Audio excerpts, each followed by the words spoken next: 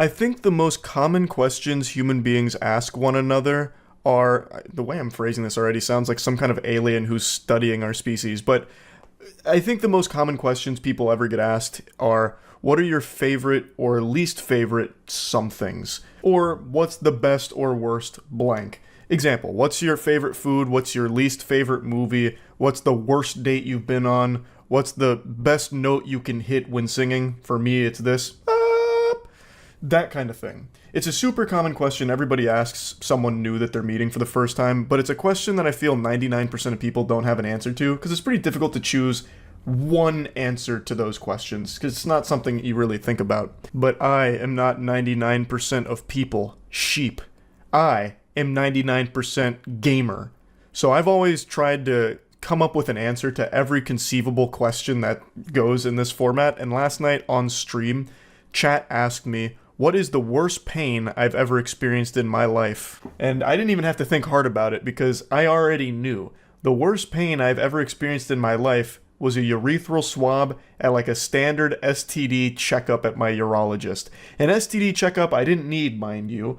I wasn't down there sporting anything alarming, but I got it just because he asked. And being a hypochondriac, anytime I'm asked to do like testing or whatever, I just give it a big ol' thumbs up and say, let's run it. And what a mistake that was. He informed me that it was going to be a urethral swab for this procedure, and this being my first time doing an STD check, I thought it was standard protocol, and in my head I pictured that it'd just be like a really tiny doohickey that he'd stick into the tip of my wiener hole and pull it out, and that'd be that. But my worst nightmares couldn't have prepared me for the gizmo he brought out. It wasn't small. This man armed himself with a medieval pike with a cotton ball on the end. And I knew right away this was going to turn into something so much worse than I could have possibly envisioned. I talked about it on stream as well as another similar experience, so I'll go ahead and play those clips. But it really is horrible, so I want to front load this by letting you know, never do a urethral swab under any circumstances. My voice is cracking out of fear just reminiscing on this. I swear to God, he brought out like a fucking train spike to shove down there. Like, he basically got out like a wooden spike, like he was trying to drive it through the heart of a vampire through my cock. It was brutal. And I think it did cause like serious damage. What's the worst injury you've ever had? Thanks, Resubsagi. You're gonna think I'm memeing, but I'm being super serious. I made a whole video on this. I got a urethral swab, and it is probably still to date one of the worst pains I've ever felt. I went to a urologist for just like a general checkup thing, and for some reason he decided to administer a urethral swab, and I had never felt such excruciating agony. Didn't you say you had a wet dream right after the urethral swab too? It's been so long now, I can't remember if I had a wet dream. I think I did. Because I vaguely do remember coming and it being really bad from it. But I can't remember if I, like, jerked or if I had a wet dream. It's been too long now. But the thing is, like, he put it in and then he, like, swishes it around. Just, like, tearing it up to cause maximum damage. And then I was just bleeding for days. I had to call in a prescription for some kind of, like, penile injury thing. Why didn't you request a female doctor, or did you not care? From my urologist? What am that's the creepiest thing ever. Excuse me. Can you please fetch a woman for this? I'd like to show her my package during this examination. Of course I wouldn't fucking do that. No. And I hope you don't do that. Excuse me. Can you get a nurse to come swab my penis with her mouth? Yeah, that's... I don't... Have you never been to a urologist? It's not like porn, man. You're there for a purpose. Did you ask your doctor why he was spelunking in your junk? No, I went home in pain. I never went back. After he urethral swabbed me, I went to another urologist the next time I needed to go somewhere for it. Anywhere but there. It's a recent boss. I even looked it up, and this was 7 years ago, mind you. And even at the time, they're like, urethral swabs are obsolete. Nobody does these anymore. If anyone suggests it, you can just decline. No one should be suggesting it. Like, it's so outdated. And yet, this guy annihilated me with it. It was so bad. I don't remember if I said this in the story I made on it 7 years ago. It was so bad that I was afraid of peeing. So what I did is I went to Publix, fucking bloody trousered because my wiener wouldn't stop bleeding, and I bought an entire box of salted pumpkin seeds because it was the highest salt content thing I could find, and I just hammered pumpkin seeds all night so that way I wouldn't pee, because when I did, it was horrible. Horrible. Bro, you got griefed. No, for sure, though. Like, again, even 7 years ago, that was obsolete. Sounding is not for me. Yeah, I learned that day. That is not my kink. What's wild is, I even made a video on this. What did I call it? I think I called it Urethral Swab 2.0. What's wild is, only like a year and a half after my initial urethral swab, I ended up going to a different urologist, and they recommended me getting a cystoscopy. I think they were looking for like a kidney stone or something, and a cystoscopy is basically shoving like a long wire with a camera at the end through your urethra to get like a better look at your bladder. So, while I still had like the trauma from this still being like moderately fresh, I then went in there to the cystoscopy, not really knowing that's what it was at the time. And then he's got this like giant apparatus with this cord, and I'm like, oh no, it's happening again. And he just right in my wiener. But it had a steering wheel. So he even had the monitor set up so I could like watch it. And I was like, I'm not gonna really tune into this program that much, I'm gonna be honest with you, Doc. But he had like the steering wheel to like control it while I was inside. And he's just driving my cock as he's looking around internally. And that didn't hurt nearly as bad or bleed nearly as bad as just this urethral swab. And they wasn't even close. This was still so much fucking worse. Bro, what did he even use? It sounds like you make it sound like he was diving around with a sandpaper wrapped fondue fork. It wasn't even like what he used wasn't soft. He used like a hard plastic thing with like a bit of cotton on the end, and then just fucking jamming it all around like he was trying to kill me with it. He was sim racing inside your penis. Yeah, no, man was straight up fucking multi-track drifting in there.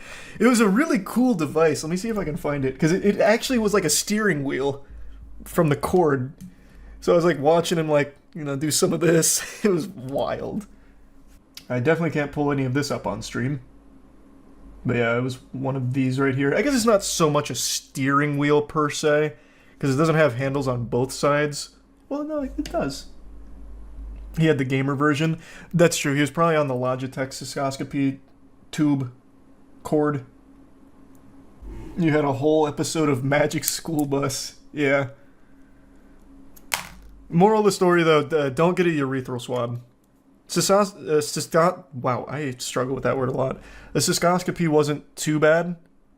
That was discomfort for a little while. This was misery for days. I don't think many of you are like scratching at your neck ready to set up a urethral swab appointment, but just in case you were. You should have asked for your turn in the wheel. I remember at the time, I don't remember who said it, but they said I should ask for the footage to make a video out of it. And I was like, that's kind of a fire idea. Let me take you inside my bladder. Did you leave a bad review for your old urologist? No. I've never left a bad review for anything in my life except for one time when I was in middle school. I left a bad review for an Xbox 360 game I got, and I was so mad I posted on the GameSpot or on the GameStop website. Left it a bad review. What game? What was it called? It was called like Agent Monster Mayhem or something. It was not a popular game at all. I remember the box art had like a lot of like characters on it. I think it was a party game for the 360. It was early into the 360 too. It was very early. For the on-screen. Oh, it was this. Ah, perfection. Move by tilting the left stick. Turn. Yeah, I hated this game.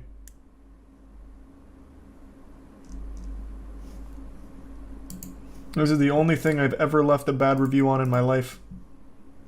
Do you think your review is still online, and could you find it? Let's see. I'd know it if I saw it, but I don't think GameStop does reviews on their site anymore. I remember I said... I used profanity, so maybe they deleted it, because I remember I said, like, the game sucked shit. How is it so bad?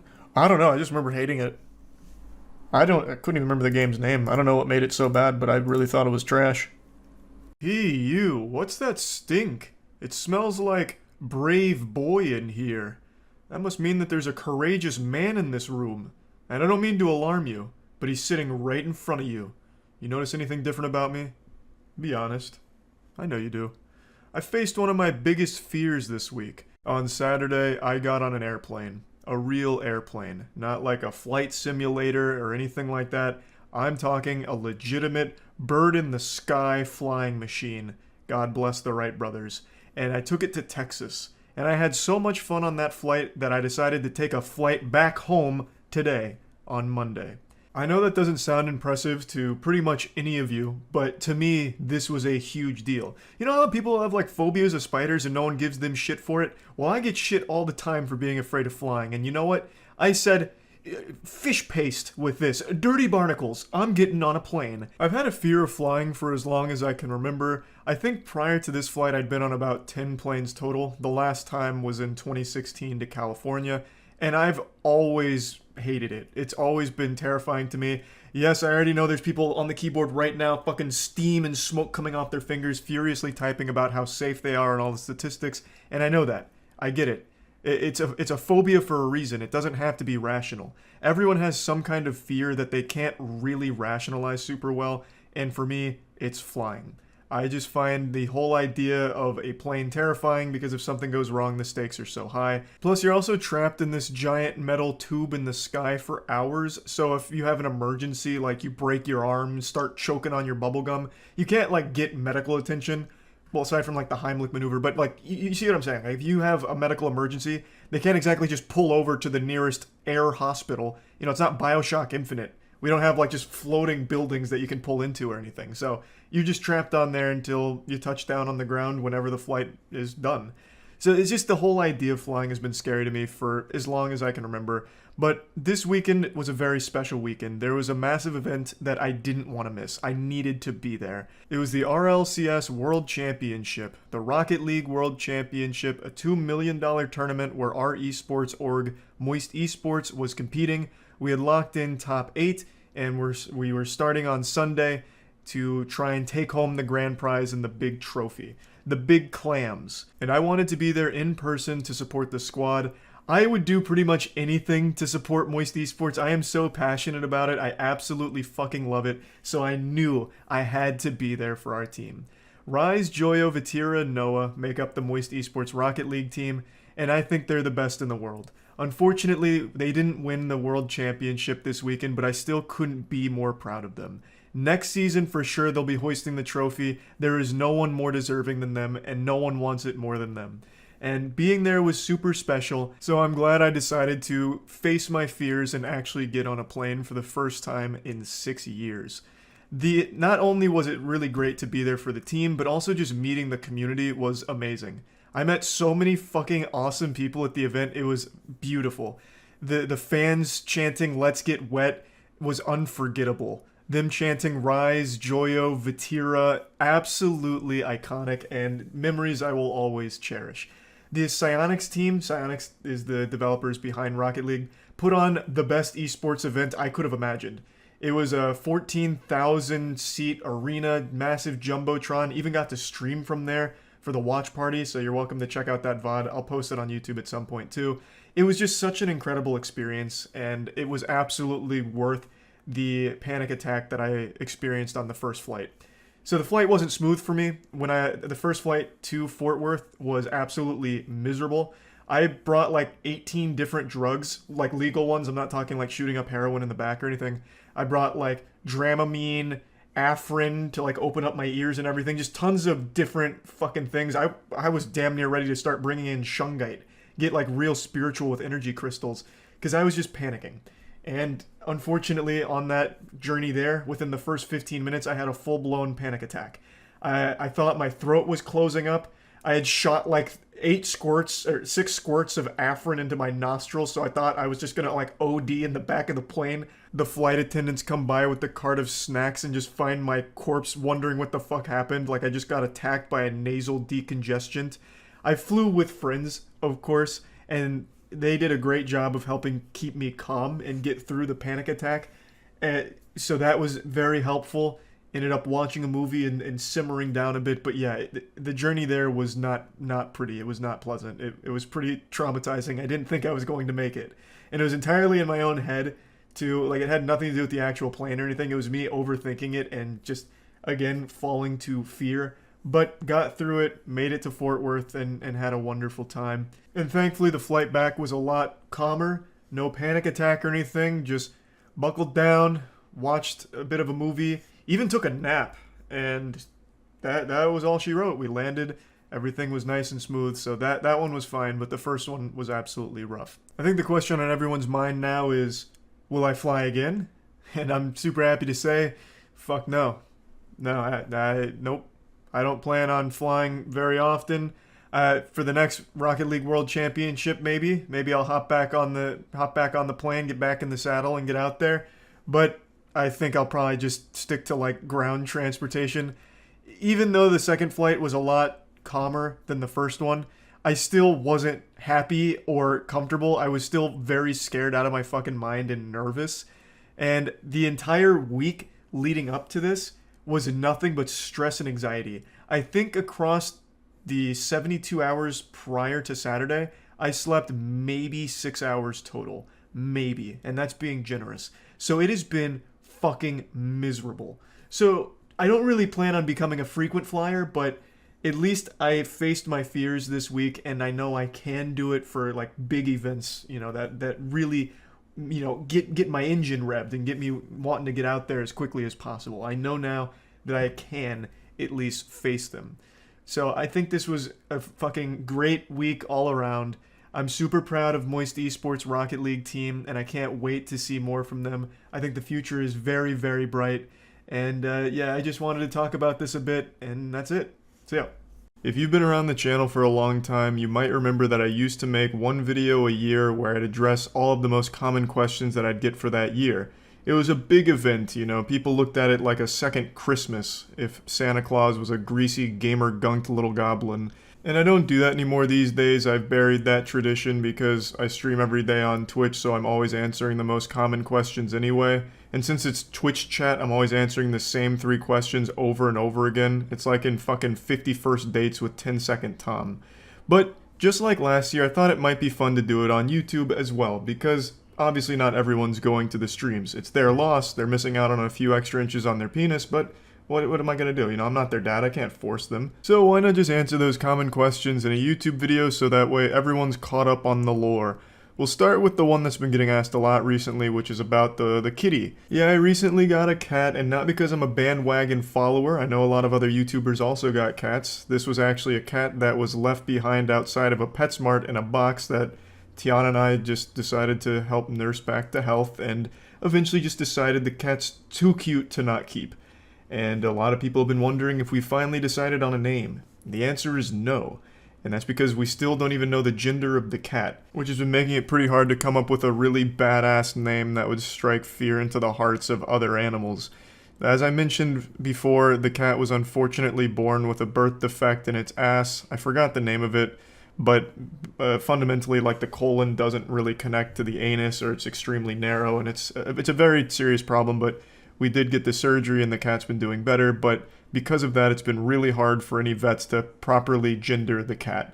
I didn't know this, and maybe because I'm a big fucking stupid idiot, but cats don't have, like, visible testicles when they're that age. I just assumed all cats were hanging dong, but I guess that's not the case. The proper procedure is to go into the ass to figure out the gender of the cat, which, because of the problem the cat was born with, has made it really difficult. So We still don't know the gender, so still haven't really decided on a name. This next question is one that I've been asked every year, a million times a year since I became a little more open with all of you with my face and a little bit about me. It's, why are you so short? A real brain-bustin' goofy one. Yeah, I don't know. I guess I'm just cursed. I got unlucky. Osmosis Jones stunted my growth when I was 14. I don't know what you want from me. I don't know why I'm short. It's not like I enjoy being short. I'd prefer to be taller. I think that'd be great. But it's something I have absolutely no control over. Someone gathered all 8 Dragon Balls and made a wish that I'd be 5'6", and god damn it, that's where I've stayed since I was like 16. It is what it is. Me going outside and angrily shaking my fist at the clouds isn't going to do anything to help me get taller. I don't know why so many people ask so many questions about me being short. Yeah, I suppose I'm just a circus freak at 5'6". I don't know. But I've answered this every single year for like 6 years now. And I can't wait to do it again next year. While we're on the topic of repeat questions, this is one that I also always get asked is, why am I so negative? I just disagree. I'm not negative, pussy. You're the Debbie Downer, not me. I'm not negative about things. I just am not like a completely brain-rotted zombie consumer who just accepts everything with a big smile on my face and like says it's perfect. The things I like have flaws. So even my like favorite things, like The Mummy, my favorite movie, I know is not the best movie ever made. There's plenty of things wrong with The Mummy, which I can point out and still appreciate the movie as my favorite. Like, I just subscribe to the belief that nothing's perfect, and you can always talk about the shortcomings or flaws and things that you might like. You don't have to just write off, any problems with something you enjoy because you enjoy it. You can still talk about them while also still enjoying it. I just don't think I'm negative. I really don't. I'm not looking for the bad in things. I just talk about the good and the bad in things as much as possible. Unless, of course, it's an extreme case like Fantastic Beasts: Secrets of Dumbledore, the newest one, then it's all bad and there's nothing good. Despite my best efforts to locate even just a single iota of decency from that movie, there's nothing. Not even the Lord could forgive that cinema sin. That goddamn movie is a stain on Hollywood in general. That movie is fucking atrocious. The best thing that can be said about the new Fantastic Beast movie is that it ends. So, besides that, I'm just not negative. Yeah, maybe I can admit that in the heat of passion I may rant about things I don't like the Halo show, another extreme example. But even when I'm playing in the pig pen and rolling around in the septic tank that is the Halo TV show, I also do find a couple of things to compliment, such as a few action scenes. So again, I disagree. I just don't think that I'm negative or always looking for the bad in things. Next question's a little rapid fire round here because it's a quick one. What's in the Pokemon frame behind me, and what are in these 2 frames? In the Pokemon frame, it's all of the first edition base set Shadowless, so all 16 holos there, including Charizard. I got all of them damaged, so they were super cheap, which was great, but I think they look wonderful in the frames, and I think grading cards is a scam, so I don't care about their condition. And then in these 2 Yu-Gi-Oh! Frames over here, these are all the Ghost Rares first edition, and these are all the Starlight Rares first edition. Next question's another one of these in the bar bathroom quickies. It's, will Godslap ever have an anime? So as you know, we posted the Godslap animation, which is basically just the first 15 pages that we had animated by Sikowski Studios, the same studios behind Skynet. And we did it as just a promo piece and proof of concept, and a lot of people have wondered, will there be like an actual full animation for it? And the answer is, we hope so. As you might recall, we did mention that we had a pitch with Netflix at some point, which is still on the table, and I guess we'll see how that goes. We'll probably also take it elsewhere. And let's be honest, Netflix is desperate for something that's not dog shit. And I promise you, Godslap is the furthest thing from dog shit. So if you're watching this, Mr. John Netflix, perhaps Godslap could be your savior. I know the stock prices aren't doing amazing, but they could be with Godslap, perhaps. But back to the core question, we want it to be a fully animated series that runs adjacent to the comic books. However, we can't do that ourselves. We don't have that kind of budget, so we're hoping that we can partner with a streaming service in order to do that. The next question is about Moist Esports. It's, what is Moist Esports' grand plans? Like, what are we trying to accomplish with the org? And I think a lot of people are still under the naive impression that Moist Esports is just a joke throwaway project, but that couldn't be further from the truth. Moist Esports is something that I and the entire team are taking extremely seriously. We want it to become an actual legitimate tier 1 org. And I honestly think we're getting pretty close. We're knocking on the door. We are the danger. In fact, just today, our Rocket League team won both their series and guaranteed themselves a spot in the London Major at the end of the month. We have one of the best Rocket League teams in the world. We're also guaranteed a spot in the Rocket League World Championship coming up in August. So we have one of the best squads in Rocket League. We have some of the best fighting game players, best Smash players, best Guilty Gear, best Brawlhalla, and we recently got a Splitgate team who's also one of the best. So we've got a whole fucking lineup of superstars here, and yes, we do want to expand into other games like CSGO, Valorant, Dota, League, all of those big staples, the games we enjoy watching and would love to be in, but right now it's a little too expensive for us, but we do have those plans down the road. It's something we want to do. We're extremely hungry, and the only thing that can satiate our appetite is giant fucking dubskis, huge world championship wins. And this leads directly into the next frequently asked question, which is, can I join Moist Esports? Absolutely fucking not, you swine. Moist Esports will find you. We're like Nick Fury. We recruit in the shadows, and only the best in the world. But I do always really appreciate people that get excited about Moist Esports and show interest in like wanting to compete for us. It really is meaningful. This next question is one I'm also pretty sure I answered at some point, but I can't remember if I ever did it in a YouTube video, so I'm just going to do it again to be safe. Why is Moist part of like my name on everything? And it all started in college. I got a Wii U. Yes, I was one of those fucking suckers that was scammed into buying a Wii U, and I bought it for my friends and I to play at our dorm. And I had to come up with a cool name for our little me avatar, and Nintendo has extremely strict profanity filters, so I couldn't make anything too, like, outrageous, and I eventually came up with Big Moist, because I thought it sounded silly and stupid, which was the vibe I was going for with the name, and I ended up just really liking the name Big Moist. So then I ended up making my personal Snapchat account Big Moist, and so my friends would use that name when talking about like the Wii U and me sometimes, and then I just ended up just really liking the word moist for everything. So that's how that spawned what it currently is today. This next one's actually kind of deep, and it involves the time in early college that I've talked about a lot where I pretended to be a mysterious anime character and it failed me socially. I became such a weirdo that people were afraid of, and I'm asked, how did I finally get out of that? How did I, achieve self-awareness and leave that disgusting arc in my anime behind? How did I get over it?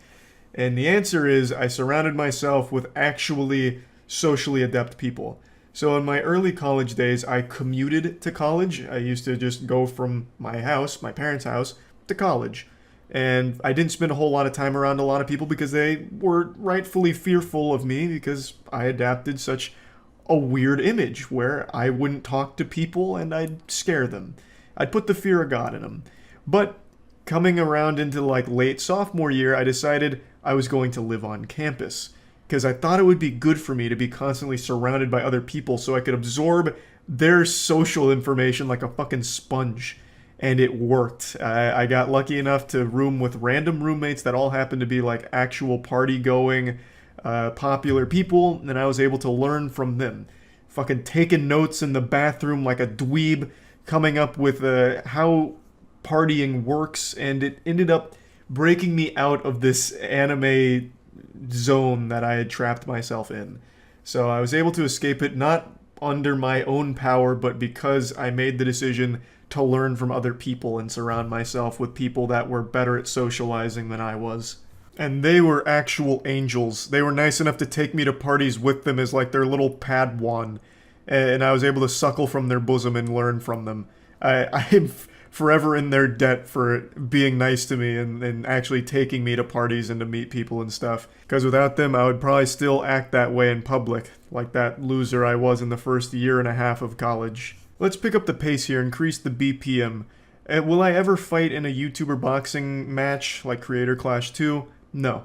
I don't feel confident fighting anyone over the age of 12. I don't want to get hit. I'm afraid of getting hit, but I'm confident that I could beat anyone 12 and under because I think I could just have a flawless victory where I would be able to brutalize them without them actually being able to land any hits on me. Next up, why am I afraid of flying? Well, it's because if something goes wrong and the plane crashes, everyone dies, and that doesn't sound turbo cool to me. Sounds pretty awful. And I understand the statistics. It's pretty rare for something like that to happen, but it doesn't change the way I feel about it. I'm still afraid of it. Another easy layup here, why am I not afraid of horror games? And it's because I've played so many of them, I just never really get unnerved anymore. I never get startled by jump scares, except for very rarely. But that doesn't mean I don't enjoy them. I still find horror games to be silly and fun sometimes, but yes, I don't get scared by them because pretty much every modern horror game that gets released is a carbon copy of every horror game before it. Almost all of them these days are walking simulators where you're collecting different pieces of lore or different keys or different pieces of a puzzle in order to escape something while being chased by something. It's all the same formula that I've seen a million times, so by now I'm just pretty numb to it. It just doesn't scare me, and it never really has, except for when I was younger. I'm sure there's quite a few questions that I missed, but these are the ones that were top of mind for me, so I imagine these were the most common ones. But if there's anything I didn't get to, I'm sure I'll answer it on stream tonight anyway. So anyway, yeah, just wanted to do one of these again because I think it's always at least fun to just go over questions that people have. And yeah, that's really about it. So yeah. I've been on the internet for a long time. I've been cruising the wacky World Wide Web and surfing the cyberspace since the early 90s. Even when Charlie was just a baby boy suckling on mama's titties, I was peeking over her shoulder to get a look at the computer monitor in the background. I've seen many different phases of the internet. I'm sure a lot of you remember dial-up, that abominable piece of shit. It made this unholy screeching sound that sounded like somebody was strangling Pac-Man in the back of a moving dump truck, and it was slower than fuck. If you wanted to load a 2-pixel image, it'd take all day. And God forbid someone tries to use the bathroom in your household. Like if your dad goes into the bathroom somewhere in the house to take a piss, your internet's crashing for the entirety of that bathroom visit with dial-up.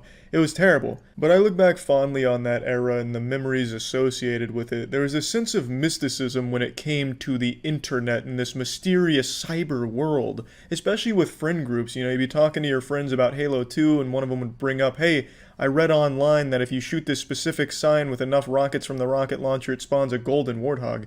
Oh, you read that on the internet? Well, it probably isn't wrong then.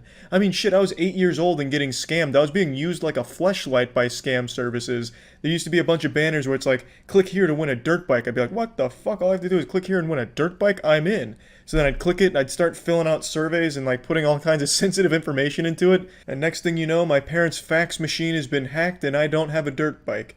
Now, why am I talking about this? Well, because sometimes when it's late at night, I just get these nostalgia boners thinking back on the internet content I used to consume, watching old stick figure animations from Stick Figure Death Theater, that old website, old animated music videos, and I'll just go on this nostalgia journey where I'm just fucking blasted back into my chair like I'm traveling through time watching this old content.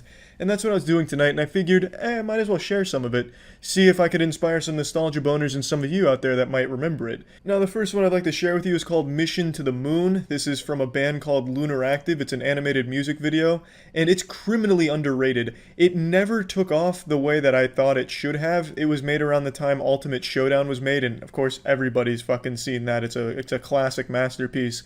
But I think Mission to the Moon should have been in the same conversation. This song flew under the radar on a website called StickPage, that I think it was StickPage, and this thing just bangs. So I'm just going to share with you an excerpt from it and just talk about it. The Earth's demise was imminent and it could not be saved. They assigned him to be the messenger who led the planet. No, they'd arrange a paradise on the moon where we all may go. Morning came, he woke up, we have little time. Preparation. He threw on some postcard in the truck to the story race. Wrote out the blueprint, the components.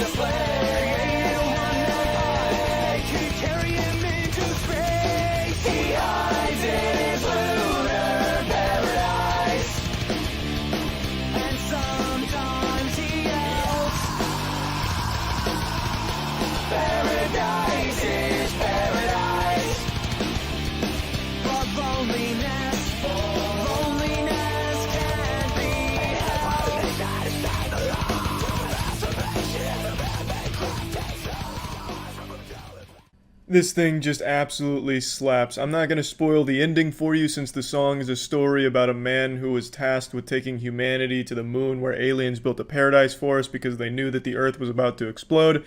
So I don't want to give away any of the lore here, but I just wanted to play at least a little bit for you because this whole thing is just so fucking good.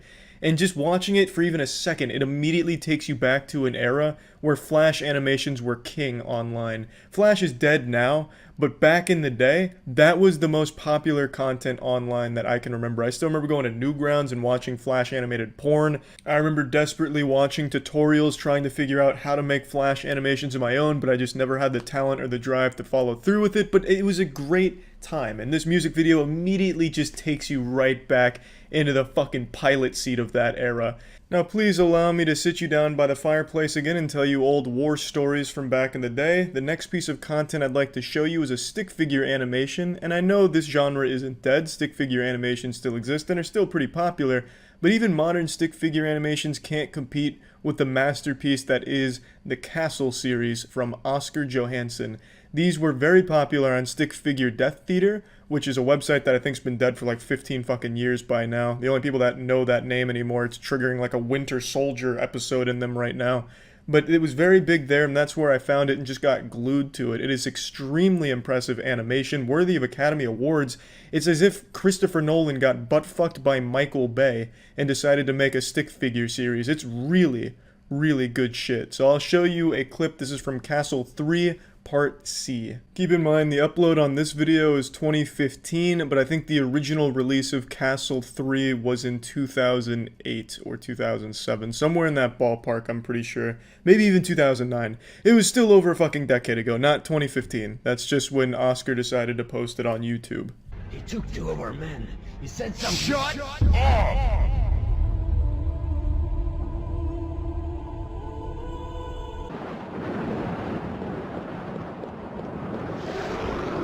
Look, it has begun.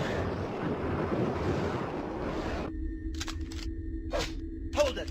What are you gonna do? Kill me?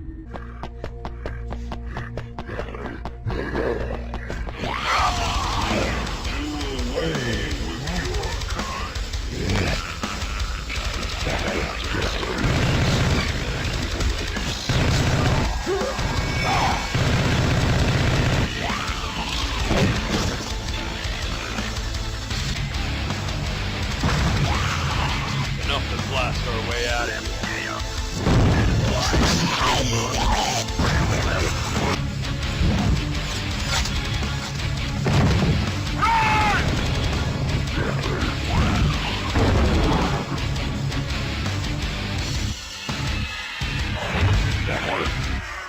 Not only is the action super stylized and super well done, but also the music and audio design is top notch. I fucking love the soundtrack to the Castle series. Makes you want to pump your fist and shit your pants. It also has a really interesting story with a really interesting group of characters. It's the whole package. The Castle series is an absolute joy. Now, there was going to be a Castle 4, which was going to be the conclusion to the storyline and just wrap up the whole franchise, but as of 2018, Oscar has moved on from the project and put it on hold indefinitely, stating that he just doesn't have the drive for it at the moment to put everything into it that he'd want to, which is understandable, but still is a bit of a shame that we won't get to see the ending to Castle series. But still, the series stands the test of time. It's been over a fucking decade, and it is still top-notch, one of the best, if not the best, stick figure franchise that I think has ever been animated. It's so fucking good. Next up, Flash games. Addicting games, mini clip, the two classics, the two titans of entertainment during the old middle school years, and nothing was more fun or more popular than the helicopter game, the original Flappy Bird.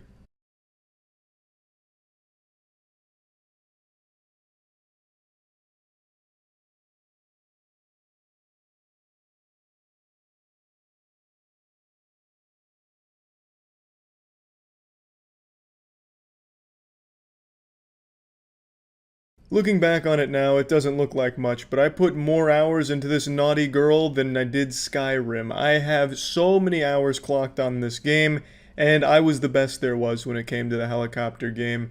Truly a classic. Now, of course, during this time, RuneScape was also popular, as well as City of Heroes. Those were two games that I sunk a ton of time into. Both of these games still exist, RuneScape in an official fashion, and City of Heroes through private servers. I've streamed both quite a bit, so it's not as nostalgic to go back and watch videos of the games there, because I can still play them. And they're still just as good today as they were back then. But the helicopter game, I couldn't even find it when I was looking for it online. All I was getting was helicopter simulators. I'm sure it still exists out there, and I didn't look that hard because I probably wouldn't enjoy it anymore.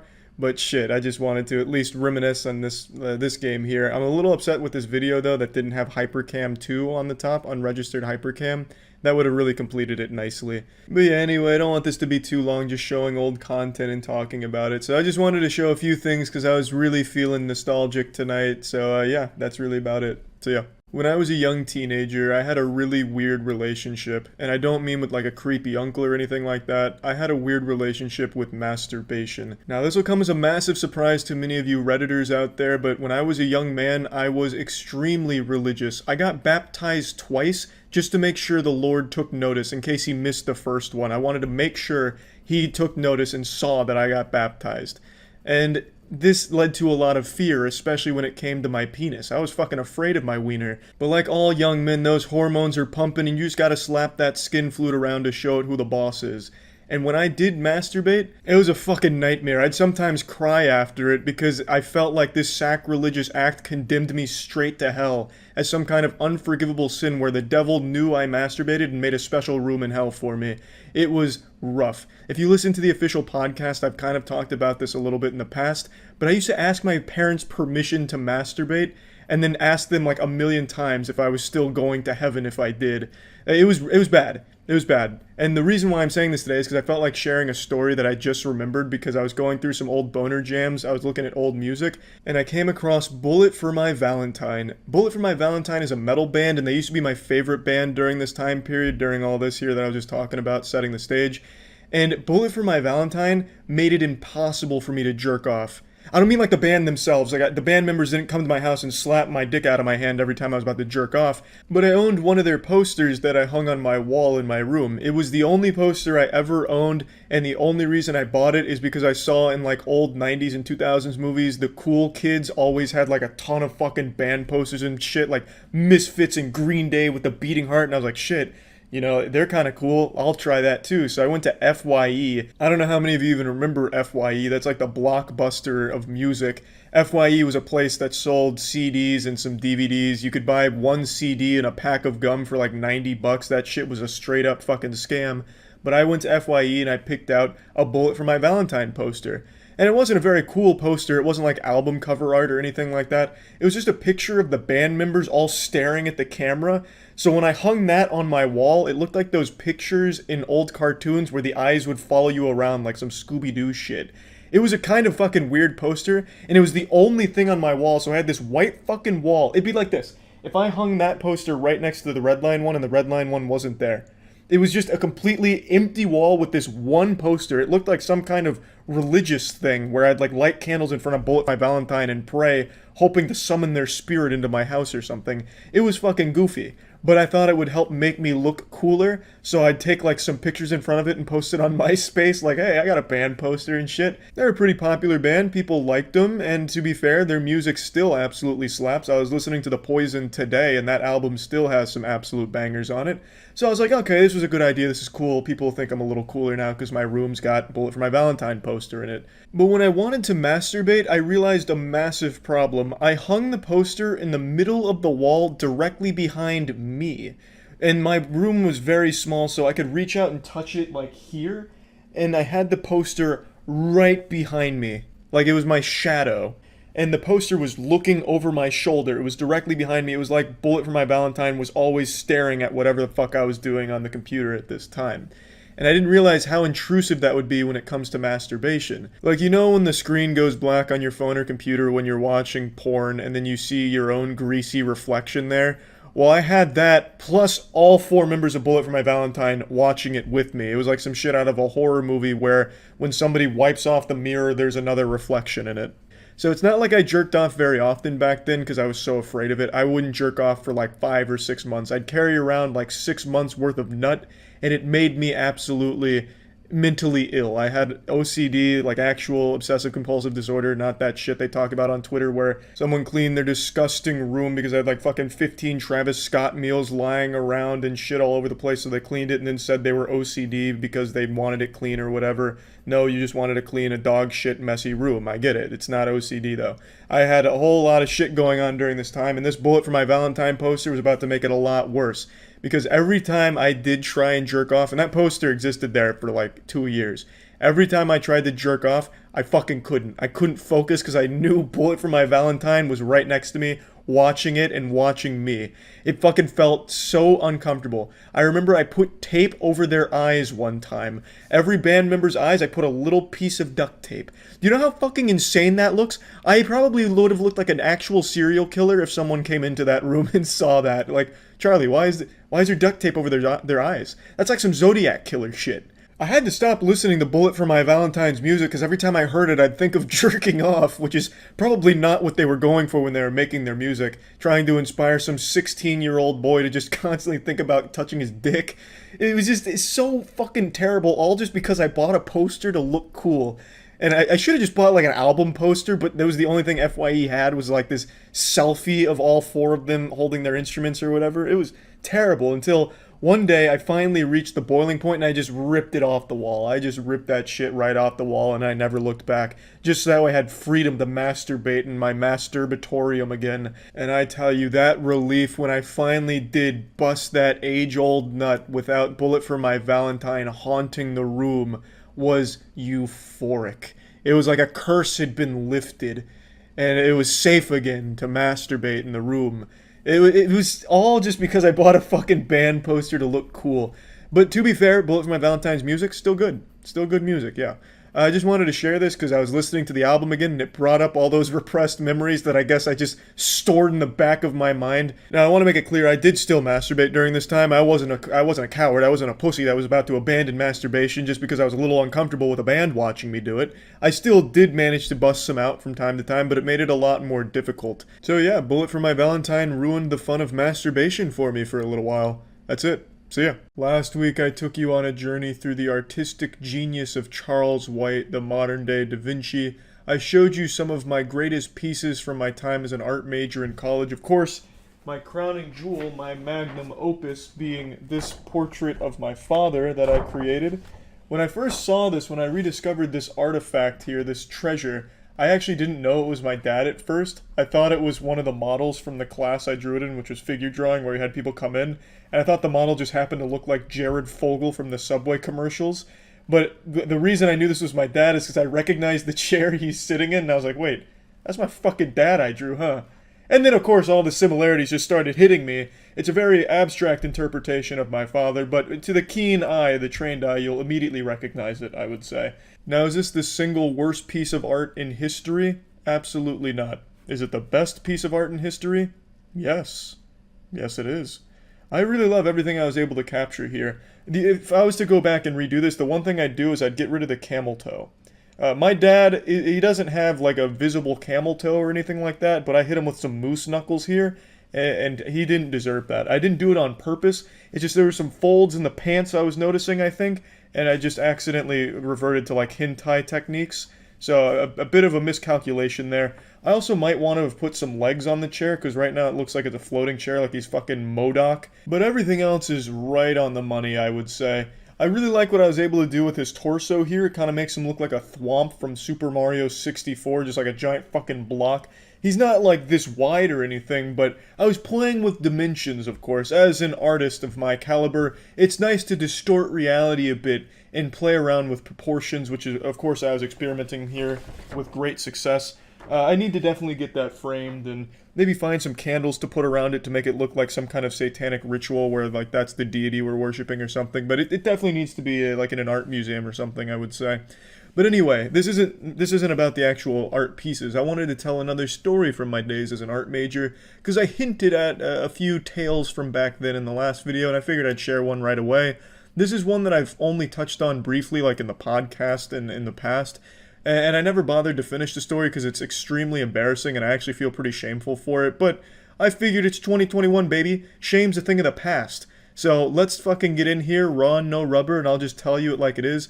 So I took a figure drawing course, which is where I drew that piece as well as many others, where it's basically drawing people and things that you see in person. And one component of this course was drawing nude models, the idea being that you capture the human anatomy like it is, and you just go in there and put that pencil to the paper and you let it all hang out there. No secrets among the art students. Prolapse, rectum, and all from the model. It's going on the canvas.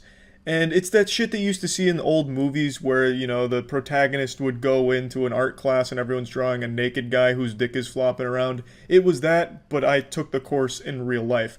I didn't know it at the time, so when I went in and saw a naked man posing in front of everyone, I was pretty shocked and caught off guard. I thought I had walked into like a Reality Kings porn shoot or something, but it turns out that was just a component of the semester, and it was pretty fucking weird and uncomfortable. It was a 3-hour session twice a week for this course, and the nude model we had was this guy who would strike a pose that we'd do our best to capture, and he would just listen to music after striking the pose, so he wasn't even putting his heart and soul into it. He'd just throw on the boner jams and transcend to the avatar state and leave this corporeal dimension, leaving us struggling art students behind in the fucking fallout barren wasteland of art, doing our best to capture his weird superhero pose. The position he chose was like the combination of Crimson Chin meets Goatsy. It was something kind of like this. So he came and he had hands on his hip, leaning forward like this, but he had a little stool in front of him so he could put his leg up, and he leaned forward a little bit, just so that way you could see a little bit of his butthole if you were unfortunately positioned behind him, which of course I was not directly behind him, so I didn't have like the full butthole spread action, but I had like tip of, like outer rim of anus plus some wrinkles, because I was still on like the back side, I didn't have front, so I saw, like, from my position, since his leg was up, I had a little bit of like cock head dangling in front, like kind of like a sunset behind his ass cheeks, and then like asshole rim plus wrinkles. It was like a Banksy painting, like if he drew the beach and then like put some ass cheeks in front of it with the dick behind it, you know what I mean? It was a very uncomfortable situation to be in, and especially just to sit there and with like my little pencil measuring his asshole circumference, trying to make sure all my dimensions are right, because the professor was grading on like dimensional accuracy for like the figure drawing portions. Obviously these pieces here, she just wanted to gauge where we were at for the most part, but when it came to actually drawing what she had in front of us, she would pretty much evaluate us based on how close we were to capturing the dimensions. So everyone was like really going deep into capturing each segment. The technique she taught us was to look at everything like letters in the alphabet, like for example, a asshole would be kind of like a C from my position, because I wouldn't have the full circle, so it wouldn't be an O, it'd be just a C. So then I'd have to measure out the C on the paper, and not to get into like the rubric and the grading criteria, but just to explain that I had to sit there for 3 hours thoroughly analyzing the wrinkles and dimensions of a man's asshole, ass cheeks, and like cockhead, and it was just really uncomfortable for the most part. So after, I only did this for one course. After this, I went home, because I went to college not too far away from where my parents lived. I went home and I was like, look, you guys need to come up with an excuse, because I cannot sit in this course for the next 3 weeks drawing dick and asshole for a collective 6 hours a week. I just can't do it. So we eventually came up with the idea that we would use religion as my excuse. So I didn't want to like just not go to the course, because I didn't want to fail the course, because it was like a 3-week course. And by missing all of that, I would absolutely fail. So it would have been just a huge waste of money. So we used religion as like the scapegoat. So I had my parents send her an email, like acting all outraged, like, how could you have our son Charles drawing butthole in your course? This directly goes against our beliefs in the Lord and his teachings in the Ten Commandments in the Bible.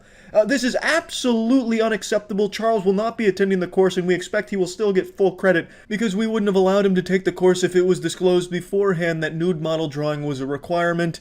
It sounded like something a fucking Scientologist would have written, except far more polite. They weren't like mean about it or anything. It was just using religion and the inability to see butthole and cock as an excuse to not go to the course for 3 weeks.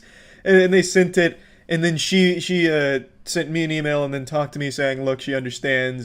She apologized to me, but she didn't need to do. And she still gave me credit and told me just to sit out the 3 weeks and come back towards the end. So, yeah, I got out of drawing that by using religion, the ultimate excuse. It was a genius plan, to be honest, and I feel really bad about it. And the reason I've never told this is because I really am super embarrassed. I should have just toughed it out and drawn more dick and asshole, but 6 hours a week thoroughly measuring a guy's dick and balls and stuff, it just wasn't exactly what I had signed up for as an art student. It never even crossed my mind that would be one of the art curriculum, like part of the art curriculum. So I just kind of panicked. I was like, look, I just don't want to keep doing this. I really don't. I'm not trying to get into like furry porn art or anything. I just wanted to make some cartoons, not these kind of cartoons. I just wanted to get out. I felt trapped, and of course the only out was playing the religion card. And luckily my parents were on board to send that email, and I still got credit. I still passed the course, and yeah, that was that. So I still feel bad about it, like lying to her, because she was a super sweet professor and just a really nice person all around. But I just really didn't want to keep going to that course and doing that for 3 weeks. But if I do now have the tools to draw asshole if I'm ever in a situation that calls for it. Like, let's say I'm in a situation where a bomb is going to detonate and the only way to defuse it is by drawing the villain's butthole. I would be able to capture his brown balloon knot down to the millimeter and save the day. So it wasn't a huge waste of time or anything, but you know, I never finished the course, so maybe I wouldn't even be able to fully figure out how to capture a butthole. But I feel like one course was probably plenty. But anyway, that's about it. See ya. Porn, the great uniter, the one force that ties strangers to strangers in a way they don't even realize. The one thing every human being has in common: the love of porn, the art of porn, the ethereal beauty of the craft. Now, as the title of the video suggests, I used to watch the same porn video for the better part of 2 years, perhaps a little longer than 2 years, but I'm going to say 2 years just to err on the side of caution.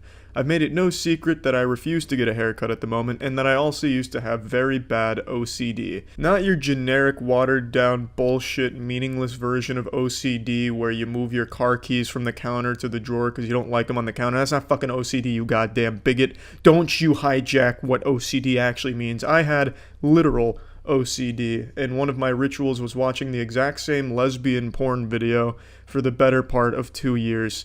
And I want to tell you what happened as a result of doing that. Now, let's go ahead and start. The video was called Nice Pair of Lesbians. Let's take a moment of silence to remember that beautiful video from redtube.com. It is no longer on redtube.com. Okay, thank you for participating. The video still exists. I know, I get emails all the time like, hey, I found that lesbian porn that you used to jerk off to, that used to haunt your fucking boners. Here it is.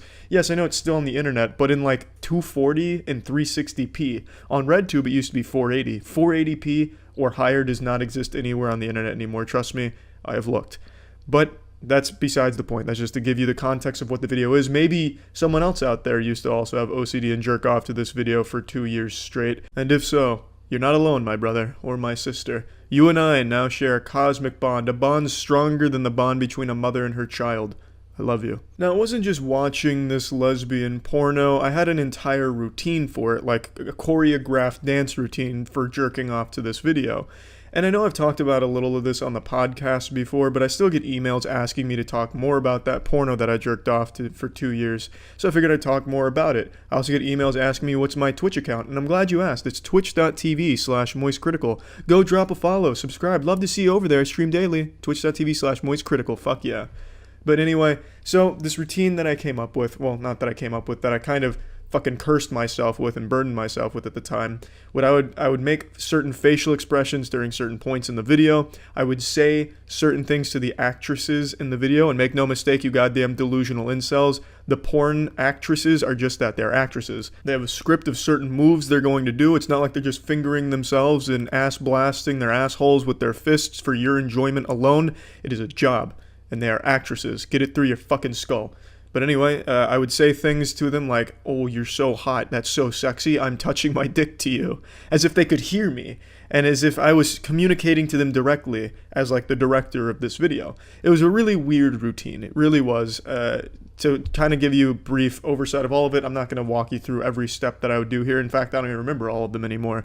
But before I would watch the video, I would queue it up and let it all buffer and load, because this was a long time ago. I fucking using RedTube, so obviously it's a long time ago. And while it was buffering and loading, I would turn around from the video, so that way I couldn't see them, and they couldn't see me, obviously. And I would look at my penis until it was completely flaccid, entirely soft. So that way I was coming in there with like a clean canvas, and they were going to 100% get me from 0 to hero. So once I was certain that my dick was super soft, I would then sit down and get ready for the action. As it would start, I would say hello to the girls, and I'd compliment them on their beauty. The video started with a girl fingering herself, and I would compliment her on how great she was doing, and then the other girl joined in, and then I'd say hi to her, like, oh, hey, you just stopping by? Shit like that. It was really fucking weird. And honestly, I hope the NSA was watching during those times, because I would love to see those documents. I'd love to see that film. I think that shit would make for a really incredible case study on OCD, because that shit was goofy as fuck. And I would love to remember exactly all the shit that I would say. I don't necessarily want to see underage me jerking himself off into the webcam or anything. I could skip that part. But I at least want to see what I was saying to the girls during the video. But that's kind of how it went. Facial expressions, words and things I would say to the girls. It was always the same. I had to make sure I said the same things to the girls. I had to make sure I made the same facial expressions. I even made sure to keep track of licking my lips. I had certain time marks where I felt I needed to lick my lips at those times, otherwise I was disrespecting them. It was very weird. Now, I did this for, like I said, the better part of 2 years, and honestly probably a little bit more, but we'll say 2 years, and I didn't deviate from that video. I didn't venture out. That was my home. I lived in Nice Pair of Lesbians on RedTube, and they took my home away. It's not there anymore. I'd like to remind you all that it's not fucking there. It's a goddamn crime. It's a fucking sin what they've done removing that. But now, to tie it back to the title of the video, I watched the lesbian porn for 2 years. Here's what happened. What happened is I recognized how weird it was, and I started to really combat my OCD, and I started cheating on the porno by watching other videos. I did. I'll come out and say it. I fucking cheated on that porn video and watched other ones. And that's what happened. I stopped being so fucking weird through a lot of effort to try and combat my OCD rituals. I've talked about that in the past, so I'm not going to get into how I did that or the steps I took. But that's the result of watching porn for 2 years. You feel like a fucking degenerate loser, and then eventually you stop, hopefully, if you try hard enough. But anyway, that's the story for today. Thank you all. See ya. Hi everyone. A question I get asked a lot is if I script any of my shit, and I don't write scripts for anything. It takes away some of the fun, in my opinion. It doesn't feel as natural when shit's scripted out, so I don't really partake in it. However, occasionally when I think of a story I want to tell, and I tell some Shakespearean tales, so there's, first act, second act, climax, and ejaculation point. So there's a lot of I want to express in a story. So sometimes I'll write down little cliff notes or spark notes on my phone, just as a little reminder to jog my memory of what things I wanted to talk about with the story. And Tiana stumbled across one of my notes. The thing is, she read some of the notes, and I thought it'd be kind of fun to look at a little behind the scenes. So here's the notes I wrote for the story I told a couple days back about how I almost turned Christmas into Shitsmas. Go ahead, Tiana, take it away. Read the notes. Show them a little bit of the creative magic. Well, he wrote in quotation marks a line for me to say. Tell me about your big shit that almost ruined Christmas. That's a line that starts every good Christmas tale. Took a page out of Robert Frost's playbook on that one. And then it goes, a Christmas tale Dr. Seuss wouldn't tell you. Not religious wubba-lubba-dub-dub to enlightenment. That's a very important point I needed to make. That he shit out all of his Christmas spirit. Didn't mean to disrespect House of Lord, but for just a moment I let the devil into my colon. Santa exercised my asshole.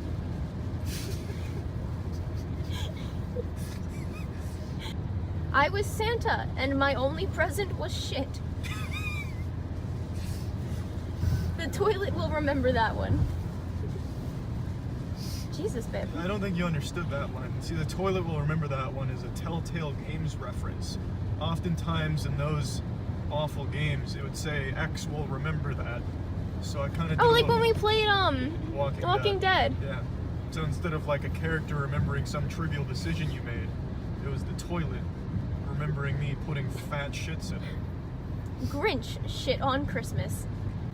Grease and whatever found in dumpster slapped between bread, but I was so hungry I'd have eaten an asshole off of a farmer.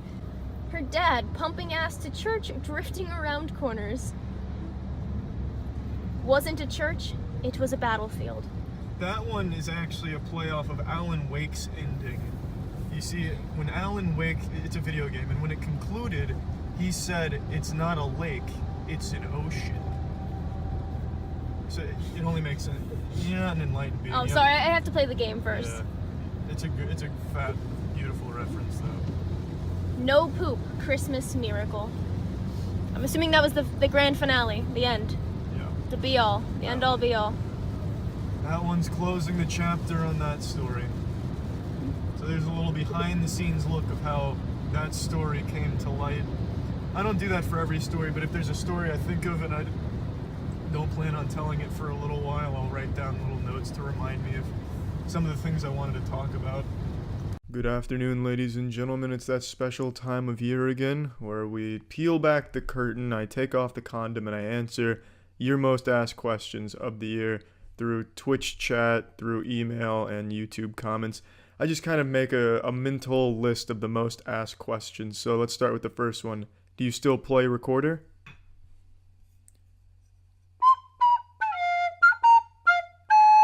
You tell me.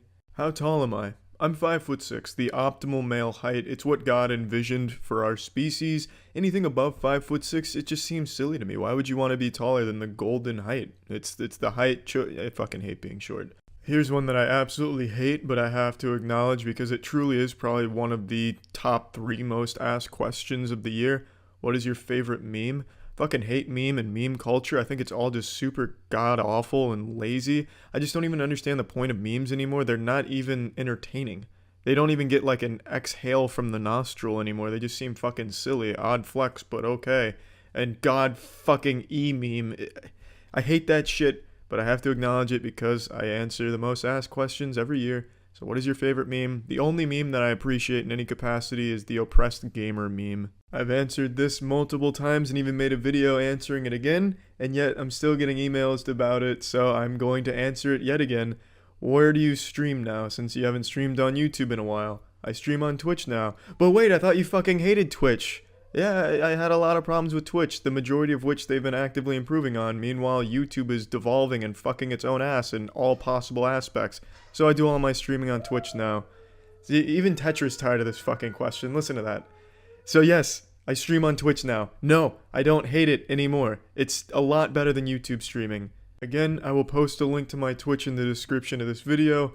Next big question I always get asked, and this one I get asked all the fucking time, and again, this is one that I've answered before. What is your favorite type of porn? Lesbian porn. I'm a man of exquisite taste. What can I say? Lesbian porn offers by far some of the best in the business. It's hard to dispute that fact. Yeah, you can have like your weird kinky fetishes where there's something with like rubber squeaky toys being shoved in the buttholes and whatever. But on the whole, and I'm not talking on the asshole, on like the general statement, lesbian porn in my opinion is the best that gets made. Next big question, is there going to be more wetware, new wetware selections? Yes, there is. And there is right now actually. There's hoodies and shit.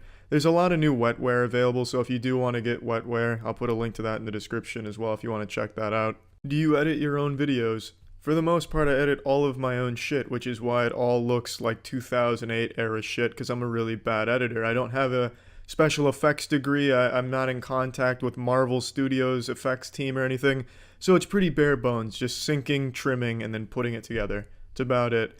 However, the podcast gets edited by Jackson, and the Moist Meter also gets edited by Jackson, which is why the two of those have a bit more production value and don't look like some middle schooler's portfolio or first time with Windows Movie Maker.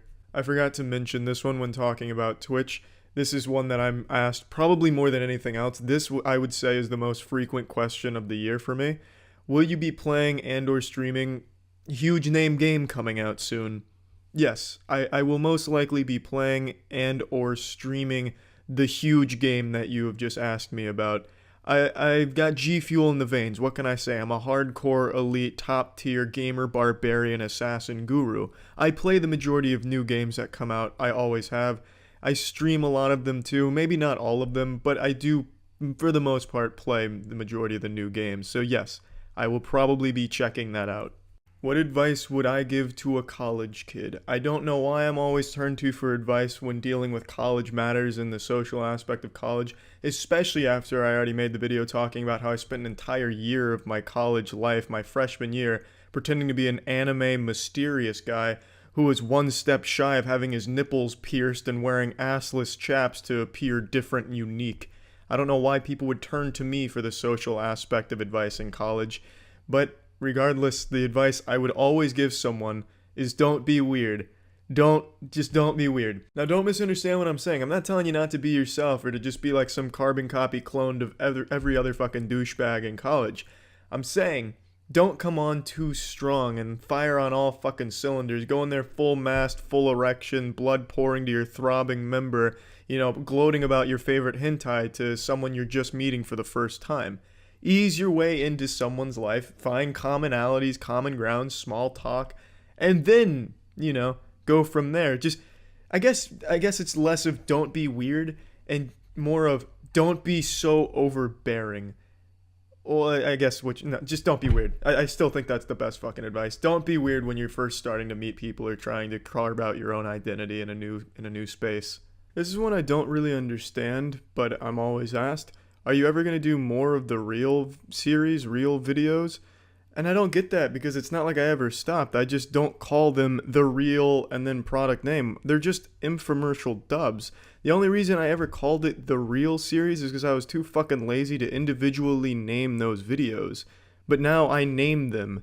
Nothing has changed. I still make those. I just don't call them the real because it's a stupid fucking name, really. Why are you afraid of flying? As most of you know, I'm afraid of flying. Why am I afraid of flying? Well, it's fucking scary to me. The thought that if something does go wrong and it can't really be fixed in the air by the pilots or anything, I'm super fucked. There's not a whole lot I can do in that scenario to help myself. My seat can be used as a flotation device? Oh, fantastic. That's splendid. I'll make sure to cry into that as the plane fucking explodes. Oh, an oxygen mask, huh? Oh, great. I can stay conscious a little while longer as the plane fucking nosedives so that I can continue to see it coming. Fantastic. There's just not it's the lack of control should something go wrong and the lack of anything else to prevent it. Like I'm helpless in that scenario. I can't like hop onto the wing of the plane and then like take like a fucking master key to it and start turning gears or a wrench to it and start fixing shit. I'm fucked. It's over at that point, and I hate that thought. Just having it be entirely in someone else's hands and should it go wrong, being completely powerless to try and fix it. And it also being 100% fatal should it go wrong. It's fucking scary. Flying is scary. You're insane if you fly. You're a fucking mad lad if you fly. I respect you. I respect that a lot. I can't do it. It's fucking scary. I've done it like 10 or so times and it's fucking terrifying every time. Another big question that I get asked every year, why is my YouTube channel Penguins, what I call myself, Critical or Charlie? The channel's 12 years old-ish. I made it when I was very young. I didn't put a whole lot of thought into it, so I just called it Penguins because I like penguins. I still like penguins. And then it was Critical because that was my Xbox Live gamer tag. I changed my Xbox Live gamer tag to that, and I like the sound of it, so I went by that as well. And then Charlie's my actual name. So I got a lot of fucking aliases out here. I'll answer one more big one. Why did you give blank this score on the Moistcr1tikal? It's truly the best thing humanity's ever made. How could you possibly think it was anything under 100%? The Moistcr1tikal fucking sucks. You fucking suck. Fuck you. Well, I gave it that score because I thought that's the score it deserved. That's typically the story behind it. There's no like hidden meaning behind it. I just kind of try to grade it objectively speaking, or I guess you can never really be fully objective with things. You're always going to have your own personal biases in there, I suppose, but I do my best to keep it objective. And I thought that's the score it deserved. I'm sorry to have spit on your beloved property, but one thing I've learned, when you start reviewing something, you open yourself up to such hostility from the fanboys of that area. For example, the best one I can pull from immediately is Rockstar. People blindly follow Rockstar Games and will always support them no matter what type of anti-consumer business practices they employ, and even if the games really aren't as good as they made out to be. Red Dead Redemption, I gave an 80% to, because I feel like that's what the game 100% deserves with its shortcomings and its incredible innovation in the field. I think it's a very good game, a game that I would highly recommend to the majority of people. But because I don't grade things the way the other journalists do, where everything gets a 90 or 100 these days to appease the super angry and super fickle gamer culture, people target me like, oh, this fucking guy just wants to be a contrarian. Oh, he has such shit taste. He's obviously just doing this for views. Even though like the score is not publicized in the title, so no one would really know unless they had already clicked on it to see the score. But regardless, it's a shit argument. The point I'm making is, in today's day and age, you're not allowed to criticize something, and it's just sad because even if you have valid criticisms, it doesn't matter, because people that are a fan of who the studio or the property itself take it as a personal insult and will never see those complaints as anything other than just edgy or contrarian for the sake of being contrarian, which is sad. And journalists really they enable this type of behavior by just giving these scores away. You'll be hard pressed to find scores in 2018 for games that are below an 80. Nearly everything is an 80 to 100 in 2018. And I'll tell you right now, every game that's come out this year is not in that ballpark, not even close. So I guess to answer the question, why did you give it this score? It fucking deserved it, in my opinion, for sure. Well, that was this year's yearly answering questions video. I hope I answered the question that you've probably asked at some point. I hope I covered most of them. That's it. See ya. Last year I made a video detailing the horrors of urethral swab and how painful they are. Today I upped the ante with a cystoscopy. Now if the urethral swab was a fingering of the urethra, the cystoscopy was a fisting, nay, an entire arm. The arm of a 7'5" basketball player with a 10-foot wingspan going down my urethra. Now, why I got the cystoscopy is because I've been having recurrent penile problems and they thought it was necessary. I also thought it was necessary. Luckily, everything turned out normal. And I just would like to talk about the experience here, the urethral swab 2.0. Since I talked about urethral swabs, I thought it was only fair that I go the whole 9 yards here and talk about the next iteration of the urethral swab, the next evolution. If the urethral swab was Windows XP, this is Windows 10. So let's go ahead and talk about it. So over the last year, I've kind of become a urethral virtuoso. I know pretty much everything about urethras, what can go in, what can't. I'm kind of a urethral sommelier, if you will, in terms of adventures in the urethra. Now this one was by far my most incredible escapade in the urethral realm so far. Now, before I begin, I know some people actually put things in their urethra for pleasure. It's called sounding. I've looked into it and I can't believe my eyes. I don't know how these creatures can exist. But that's neither here nor there. Let's go ahead and start. So, I started by lying down. They pulled out my wiener and they injected a numbing agent into it. And I felt every fucking second of it. It fucking hurt. It felt like my virginity was being injected back into me. It was like a Kamehameha wave of broken glass going through my urethra. And my poor penis ate all of it. Just drank the whole fucking thing bottoms up. The next step was the doctor came in and showed me the flexible scope. And it was intimidating to say the least. It looked like something you'd be strangled with in a Hitman game. And that was going down my urethra. It was massive. It was absolutely fucking massive. They had a nice big flat screen monitor set up, some nice home theater viewing, so that way you can get your urethral and bladder spectating pleasure in, and I was welcome to watch on the screen, which of course I did. I wasn't going to miss this opportunity to see what's going on under the hood down there. So he starts inserting the scope in there, and my cock's gobbling it up like Pac-Man chasing a high score, and I'm watching firsthand because I had front row seats and I was going to pass up on these tickets here. After it gets inserted, I turn my attention to the Jumbotron there to check it out on the screen. And man, that was surreal. That was just downright perturbing, really. It looked like the Death Stranding trailer. I half expected to see a baby in there sucking its thumb. Instead of going into the mouth of Norman Reedus, it went into the mouth of my Norman Petus. It was quite the thrill ride, but it was, a little gross too, seeing all that in there. But it was interesting, very interesting. I could feel every movement in there. When he finally got into the bladder, I could feel him moving the camera around, and it really felt like he was playing the crane game inside of me. It was like quite the wild ride. He'd be turning around, and I was like, oh, fuck, now he's playing Gran Turismo in there. And as surprising as this may be to some of you, it did not feel good. at all. And the lube they were using was running down onto my nutsack, and I thought I was peeing all over everyone, and I thought I was some type of fucking middle school science project with the volcano and the vinegar, and it was just leaking all over the place. Thought I was peeing everywhere. So then I was embarrassed, but I was still watching the screen because I wasn't that embarrassed. I wanted to see everything going on in there. And then in one swift motion, he pulls it all out like he had just hooked a fish on the line, and then that was the end of that. Hurt real good. But I will say the urethral swab, 10 times worse. A lot worse. The urethral swab is still the king of pain in terms of urethra stuff, but I thought it was at least worth detailing the next step of a urethral swab. Now, there is a rigid scope for Cisco's. That's a whole new ball game. That's playing Cisco's on hard mode right there. That is, from what I understand, like trying to insert a large oak tree through a crazy straw. There's a lot worse things that can happen with the rigid scope, and it's apparently a lot worse, and it makes a lot more sense that it would hurt worse because, it's a fucking, it's a hunk of steel basically going into your urethra. At least the flexible scope was flexible.